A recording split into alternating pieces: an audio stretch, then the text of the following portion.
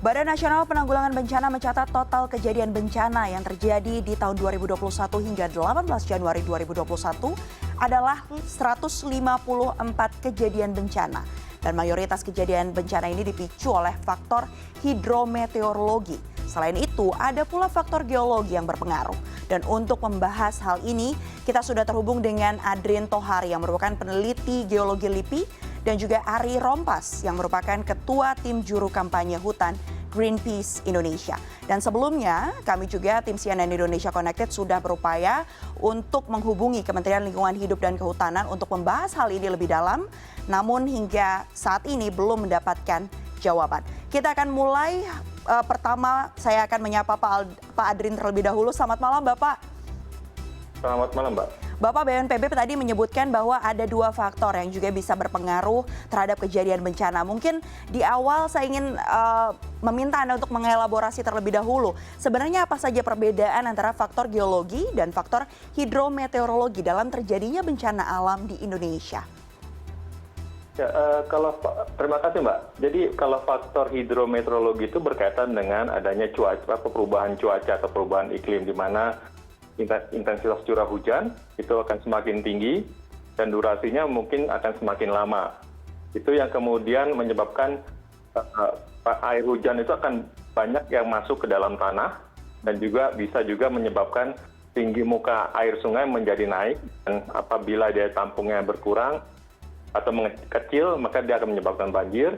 Sedangkan air hujan yang masuk ke dalam tanah itu akan menyebabkan tanah itu menjadi jenuh, dan apabila dia berada di daerah perbukitan maka bisa menyebabkan longsor. Kalau kondisi geologi itu berkaitan dengan kepadatan tanahnya. Jadi kalau tanah yang merupakan hasil pelapukan itu akan mudah sekali dia menyerap air sehingga dia mudah jenuh dan akan menyebabkan terjadinya kelongsoran di daerah perbukitan.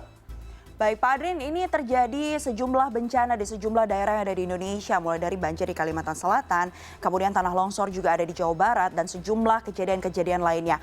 Bagaimana kemudian gambaran kondisi fenomena bencana yang terjadi di Indonesia ini dalam sepekan, dikaitkan dengan faktor geologi yang tadi Anda sebutkan? Ya, jadi banyaknya fenomena tanah longsor ataupun tanah bergerak ya yang sering digunakan terminologinya itu sebenarnya memang dikontrol oleh kondisi geologi. Seperti contoh, kejadian tanah bergerak di Purworejo itu karena secara geologi lapisan batuan di sana itu ada lapisan batu lempung yang merupakan lapisan yang kedap air.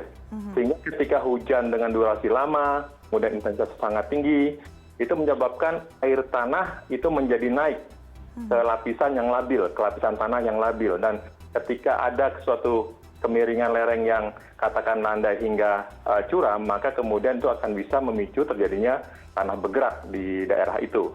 Jadi antara air hujan dan juga kondisi geologi itu akan saling berkaitan untuk menyebabkan terjadinya suatu fenomena tanah bergerak di suatu daerah. Tertentu ya, dan itu yang terjadi di daerah mana saja Pak kalau dari bencana yang sudah ada saat ini? Ya seperti di Purworejo yang baru-baru ini terjadi, kemudian juga pernah terjadi di Wonosobo, lalu di Ciamis. Itu adalah tipe-tipe tanah bergerak yang disebabkan karena curah hujan yang tinggi dengan durasi lama. Jadi dengan karakteristik curah hujan seperti itu, maka air di dalam tanah itu naik. Naik menyebabkan lapisan tanah yang labil itu bergerak. Tapi bergeraknya itu perlahan. Tidak seperti longsoran-longsoran atau tanah bergerak yang tipenya luncuran. Jadi fenomena ini fenomena yang memang dipicu akibat curah hujan yang lama dengan intensitas yang tinggi dan juga dikontrol oleh kondisi geologi daerah tersebut. Baik, terima kasih banyak Pak Adrin. Kita akan menuju ke Mas Ari. Mas Ari tadi disebutkan bahwa faktornya selain dari kondisi geologinya adalah bagaimana kemudian pengaruh dari lingkungan yang ada. Kalau dari data BNPB ini dari 154 kejadian, mayoritasnya ini banjir dan juga tanah longsor ini terjadi salah satunya adalah karena adanya faktor hidrometeorologi. Nah, Mas Ari, kemudian bagaimana faktor kerusakan lingkungan ini sejauh ini dari data riset yang sudah dilakukan oleh Greenpeace, terutama kita soroti di wilayah Kalimantan Selatan? Ya, jadi memang pengaruh hidrometeorologi itu juga berdampak dengan tata guna lahan ya. Mhm. Yang kita ketahui bahwa di wilayah Kalimantan Selatan kami mengambil polanya berbasiskan daerah aliran sungai karena sebagian besar di wilayah Kalimantan Selatan itu bagian dari daerah aliran sungai Barito. Nah di situ memang sudah terjadi perubahan tutupan hutan yang sangat besar di sana sejak tahun 90 sampai sekarang itu sudah terjadi hampir 304 ribuan hektar itu sudah terjadi tutupan hutannya menghilang di wilayah dasar itu. Nah ini memang juga diakibatkan dari investasi ya, karena dari bagian besar wilayah itu sudah diberikan izin untuk tambang, sawit, dan juga ada beberapa hutan tanaman industri. Nah wilayah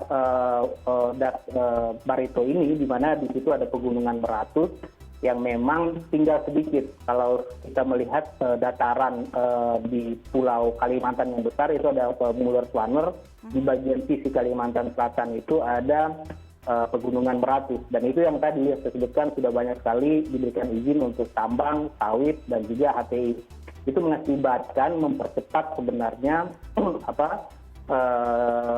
terjadinya banjir karena daya tampung dan daya tahan lingkungan itu sudah tidak mencukupi. Kalau kita melihat sebenarnya daerah aliran sungai Barito ini sudah lebih kurang dari 50%, ada 48, berapa persen tutupan hutan di wilayah ini. Nah itu sudah menunjukkan sebenarnya daya tampung dan daya dukung di wilayah ini sudah mulai kritis. Nah ini juga memang terkait dengan tadi ya dampak dari perubahan iklim, karena kita ketahui bahwa deforestasi di Indonesia sudah terjadi dan itu telah mengakibatkan perubahan melepasnya emisi dari hutan.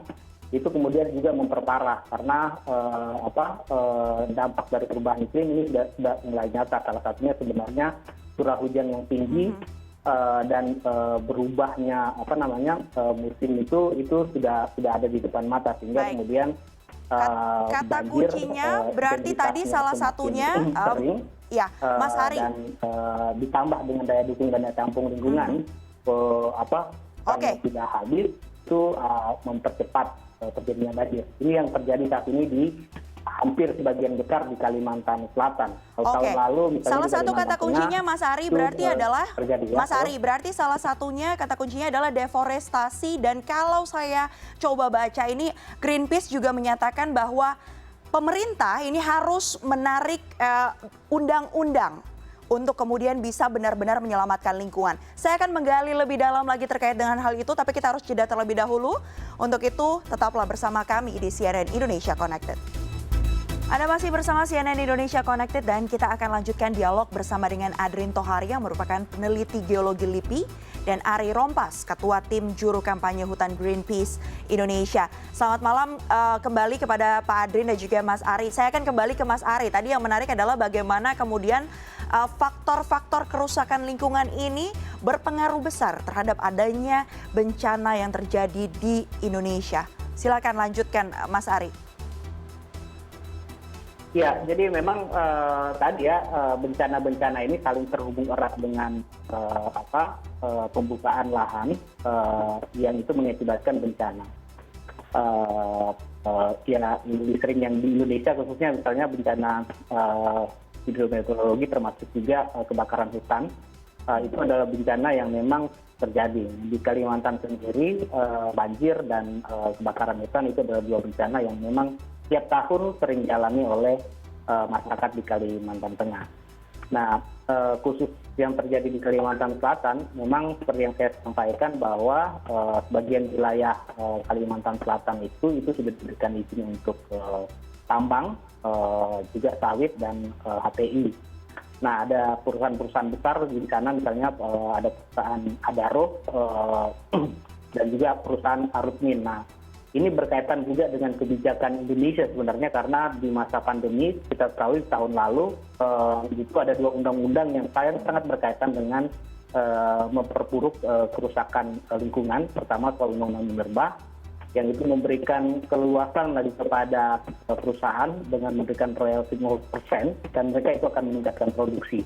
Itu akan memperparah eksploitasi sumber daya alam di wilayah ini, termasuk juga dengan undang-undang cipta kerja, di mana 30% batasan wilayah daerah aliran sungai itu kemudian dihapus di undang-undang kehutanan, yang kemudian itu lagi-lagi akan memperparah deforestasi dan itu akan memunculkan bencana baru.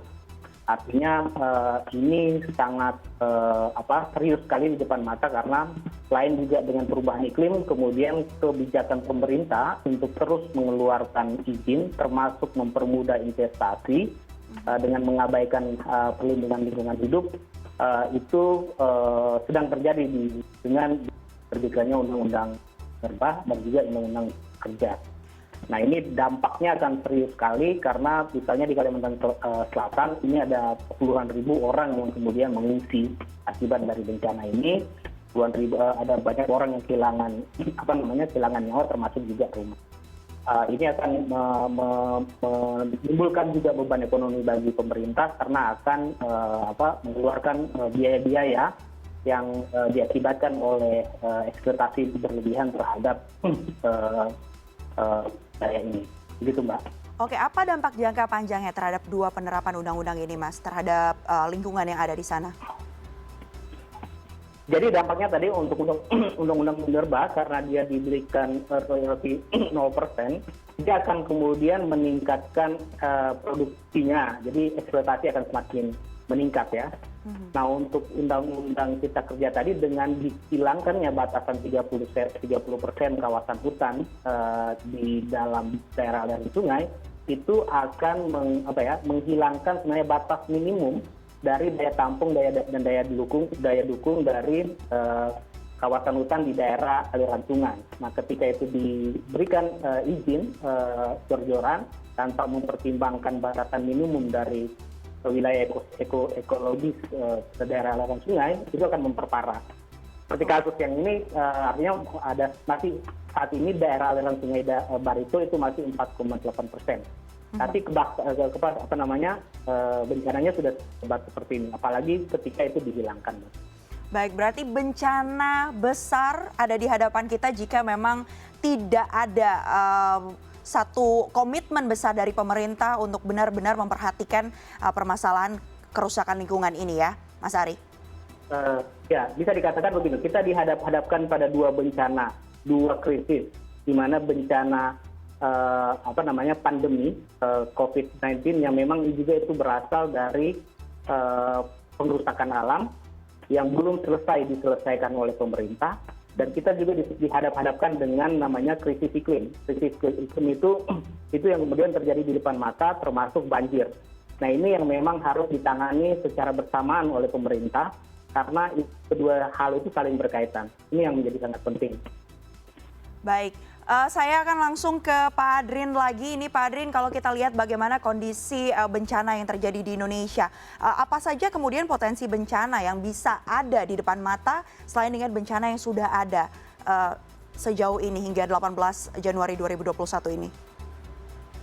Ya, untuk kurun waktu dalam periode musim hujan ini tentunya yang perlu kita waspadai ada dua hal ya. Yang pertama adalah bencana banjir, yang kedua bencana tanah longsor.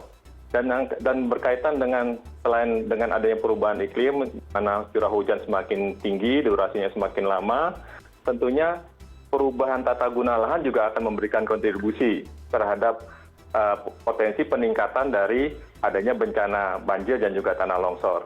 Hal ini berkaitan dengan ketika suatu lahan terjadi pembukaan secara tidak mengikuti regulasi, maka tanah akan mudah sekali akan menyerap air, dan pada suatu kondisi di mana dia menjadi jenuh, maka tentunya akan jadi longsoran.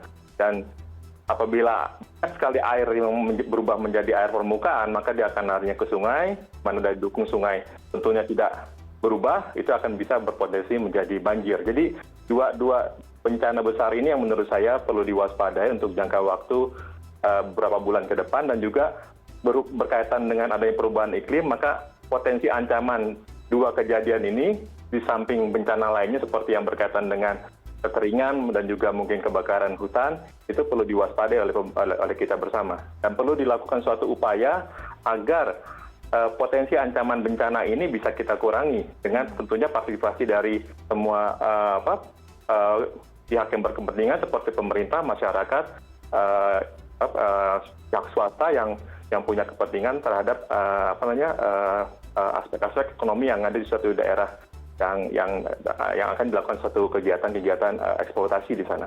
Baik Pak Adrin, terakhir menanggapi yang tadi Anda sampaikan, apa kemudian upaya yang bisa dilakukan baik itu dari pemerintah, masyarakat dan juga pihak swasta untuk bersama-sama kita mengantisipasi potensi bahaya lain yang ada di depan kita terkait dengan bencana alam ini? Baik. Jadi ketika alam itu diganggu, maka kita harus perbaiki alam itu. Jadi ketika kita melakukan suatu pembukaan lahan, maka kita harus kembali menghijaukan lahan itu. Sehingga yang kita lakukan adalah suatu gangguan, maka kita harus menghentikan gangguan itu apabila dimungkinkan dengan menghidupkan kembali apa yang kita ganggu. Misalnya kita melakukan pembukaan lahan menebang hutan, maka kita harus kembali hijaukan hutan itu. Sehingga alam itu menemukan keseimbangannya kembali. Dengan alam menemukan keseimbangan, maka segala potensi ancaman bahaya itu akan bisa kita antisipasi atau kita bisa kurangi. Baik. Karena semuanya itu karena gangguan alam. Kita mengganggu alam, maka alam itu akan bertindak sesuai dengan yang dia akan bisa lakukan. Jika sungai kita ganggu, aliran sungai kita ganggu, maka akan bisa menimbulkan banjir. Ketika lereng itu diganggu, maka bisa menimbulkan longsor. Ketika hutan itu kita tebang, ataupun ketika kita melakukan satu pembukaan lahan dengan pembakaran, maka akan terjadi kebakaran hutan dan seterusnya. Hanya gempa dan tsunami yang nggak bisa kita antisipasi untuk saat ini. Tapi upaya mitigasi bisa kita terus lakukan ya Pak ya?